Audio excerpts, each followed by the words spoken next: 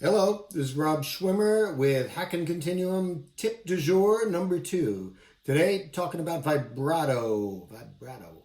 So, I grew up as a pianist first and then electric guitarist, blues, rock stuff, singer, and most importantly in this case, a thereminist. So I've had some, wiggly business in my life, before the continuum.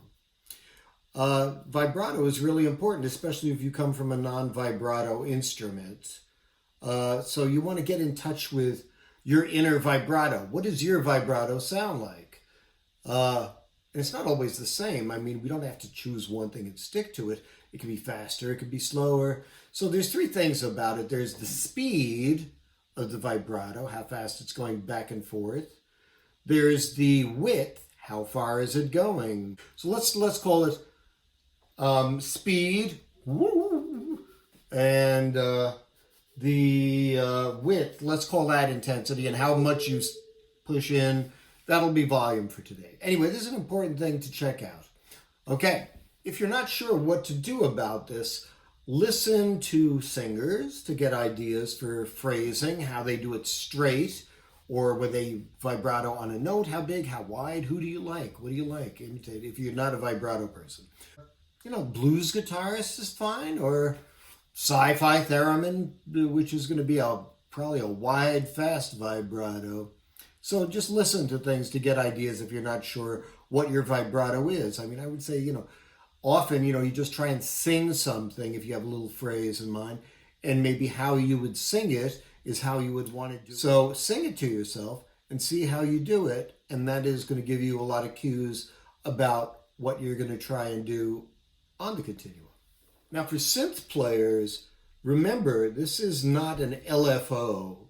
For you who are not synth players, that's the thing that gives vibrato on synths. You can also bend via, that's called a mod wheel. You would fire that. There's also pitch bend wheels, and you can get good at that. I mean, people are really great with that.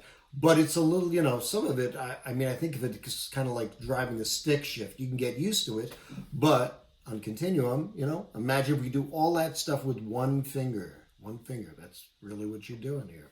So, okay, here's a standard tune, and I'll just be adding vibrato. Now, one thing that I always say to people is, and this applies, I learned this by theremin, is if you're going for a note, don't start adding vibrato till you land on the note, unless you're doing sci-fi, okay? So, for instance,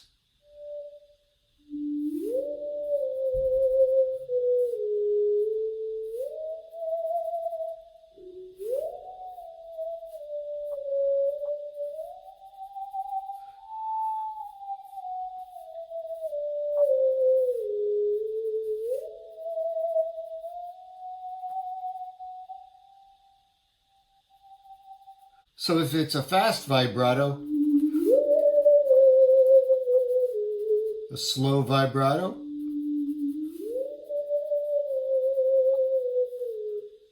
now let's say I was going to do that as if it was a sci-fi thing.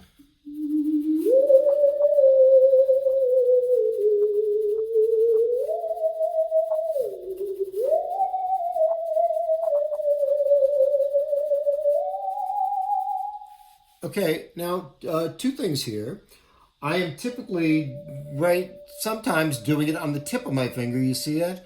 And I have these other fingers that I'm kind of holding it in place. Now, it's sometimes when people don't move their finger off of that spot, it still works. But what you got to be aware of is that you can actually slide or play on this part of your finger, which is actually, if you just kind of go like this, and then just kind of make it smaller.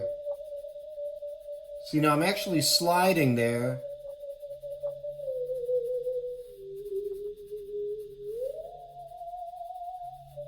I'm exaggerating a little bit, but now you can also slide on the fingertip. You don't have to hold it in position and go like that. So one last thing is like I said about using these fingers for support.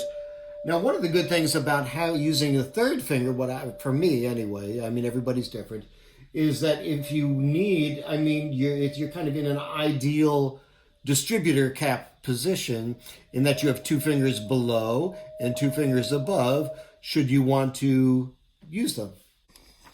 Ah! Did I do this? Yeah, I did it.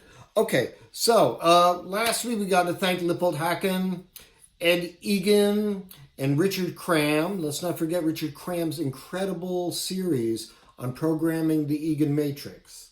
Okay? Anyway, nice to see you all, and have fun.